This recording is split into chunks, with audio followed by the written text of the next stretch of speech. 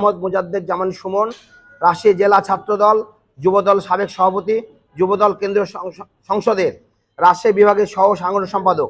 আমি দীর্ঘদিন রাজনৈতিক ও সামাজিক পরিসরে সক্রিয়ভাবে গণমানুষের অধিকার, গণতন্ত্র এবং ন্যায় বিচারের পক্ষে কাজ করে এসেছি। তাই ব্যক্তি হিসাবে আমি কেমন, আমার সামাজিক অবস্থান কেমন, তা নতুন করে ব্যাখ্যার প্রয়োজন নেই।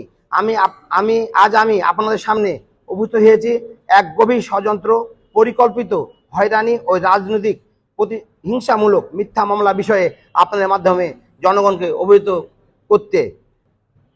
ষড়যন্ত্রের মূল হোতা মোহাম্মদ মুস্তাফিজুর রহমান রাজশাহীর অলকার মোড়ে চেম্বার ভবনের অবস্থিত গ্রিন প্লাজা প্রোপার্টাইজ এর মালিক। মোহাম্মদ মুস্তাফিজুর রহমান একজন বহুল পরিচিত প্রতারক ও আত্মসাৎকারী। তিনি সাবেক মেয়র AHM খালিজমান লিটন ও তার স্ত্রী রেনির ঘনিষ্ঠজন এবং আওয়ামী লীগের দীর্ঘদিনের আর্থিক পৃষ্ঠপোষক। তার বিরুদ্ধে অভিযোগ রয়েছে বহু গ্রাহকের অর্থ আত্মসাৎ করে ফ্ল্যাট হস্তান্তর না করে এক ফ্ল্যাট একাধিক জনের কাছে বিক্রি করা এবং রাজশাহী চেম্বার অফ কমার্সের কর্তৃক মধ্যস্থতার চেষ্টার পরেও প্রতারণামূলক কার্যক্রম অব্যাহত রাখা ইত্যাদি। তাই জাতীয় ও স্থানীয় গণমাধ্যমের প্রতারণা সংক্রান্ত একাধিক প্রতিবেদন প্রকাশিত হয়েছে। সংযুক্ত চেম্বার দেওয়া উপযুক্ত নথি ও প্রকাশিত সংবাদ প্রতিবেদন। সাংবাদিক ভাইরা, মোহাম্মদ আমিনুল ইসলাম, যিনি আমার ছোট ভাই ইমনের বন্ধু, 2023 সালে গ্রিন প্লাজার প্রপার্টিজের একটি ফ্ল্যাট বুকিং দিয়ে মোট 27 লক্ষ টাকা পরিশোধ করেন। সংযুক্ত রসিদ সমূহ ফ্ল্যাট ও হস্তান্তর না করে মুস্তাফিজ বিভিন্ন সময়ে প্রতিশ্রুতি দিয়ে সময় প্রেক্ষণ করে এবং শেষ পর্যন্ত প্রতারণামূলক আচরণ লিপ্ত হয়। টাকা ফেরত চাইলে মুস্তাফিজ সন্ত্রাসী দিয়ে হুমকি এবং হেনস্থার চেষ্টা করেন।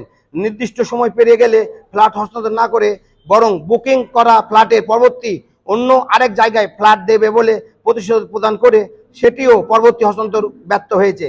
এমন অবস্থায় বুকিংকৃত অর্থ ফেরত চাইলে আমিনুল ইসলাম বিগত সরকারের সন্ত্রাসীদের মাধ্যমে হেনস্থা করার চেষ্টা করে এবং হুমকি প্রদান করে।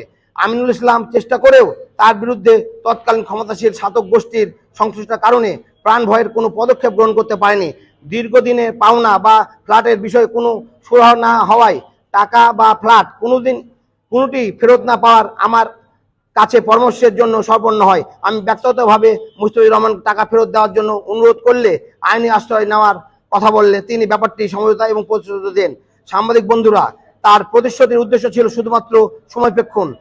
2025 সালের শুরুতেই জুন মাসে বরং তার বার কিস্তিতে টাকা দেওয়ার কথা থাকলেও বিষয়টি তিনি সুকৌশলে এড়িয়ে যেতে থাকেন। এক পর্যায়ে মোহাম্মদ মুস্তাফিজুর রহমান আমার এবং মোহাম্মদ আমিনুল ইসলামের সাথে যোগাযোগ বন্ধ করে দেন।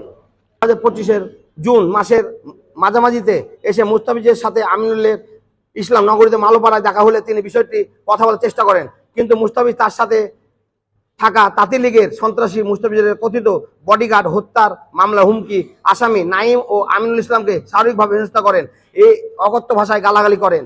তাৎক্ষণিকভাবে সম্পূর্ণ বিষয়টি উল্লেখ করে আমিনুল ইসলাম বোয়ালিয়া থানায় একটি জিডি করেন।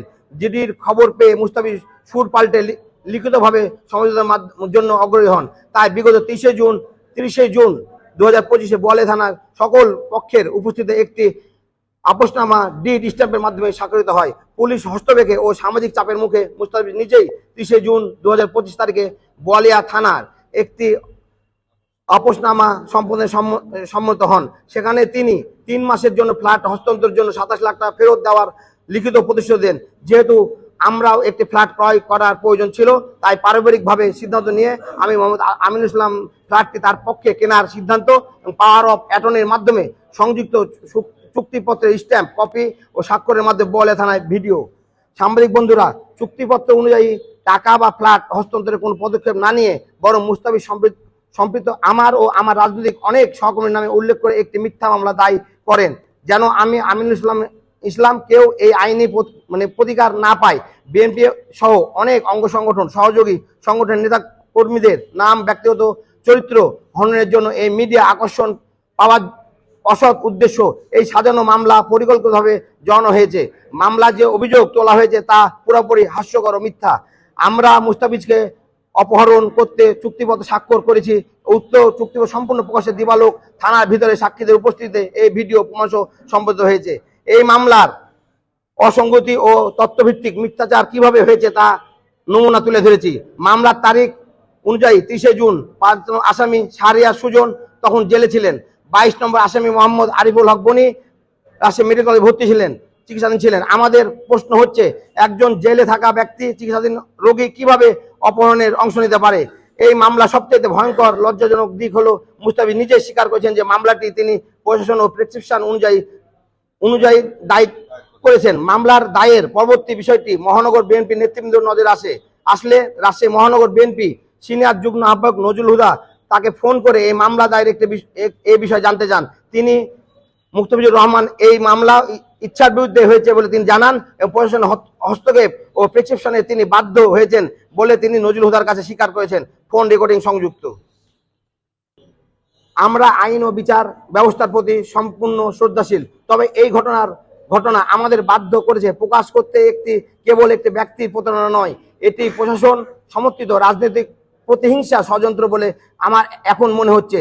আমরা ন্যায় বিচারের আশায় আদালতের দ্বারস্থ হব, প্রয়োজনে মানহানির মামলা করব। আমি জোরালোভাবে দাবি প্রতারক মোহাম্মদ মুস্তাফিজুর রহমানের বিরুদ্ধে প্রতারণার তদন্ত ও দৃষ্টান্তমূলক শাস্তি নিশ্চিত করতে হবে। এই মিথ্যা ও পরিকল্পিত মামলা প্রত্যাহার করতে হবে। আমি চাই সত্য উদ্ঘাটিত হোক। আমরা চাই প্রতারক ও চাঁদাবাজের চক্রের বিরুদ্ধে দেশের মানুষ ঐক্যবদ্ধ হোক। আমরা দুর্ভাগ্যজনক হলেও এই সময়ে বিগত পতিত সরকারের রাজনৈতিক সংশ্লিষ্টতা থাকা কোনো ব্যক্তি যাচাই বাছাই ছাড়াই কাউকে সামাজিকভাবে হেয় করার জন্য মানহানিকর মামলা করতে পারেন, এটা আমাদের সবচেয়ে বেশি বিষম্য হয়েছে। তাই প্রশাসন ও আইন শৃঙ্খলা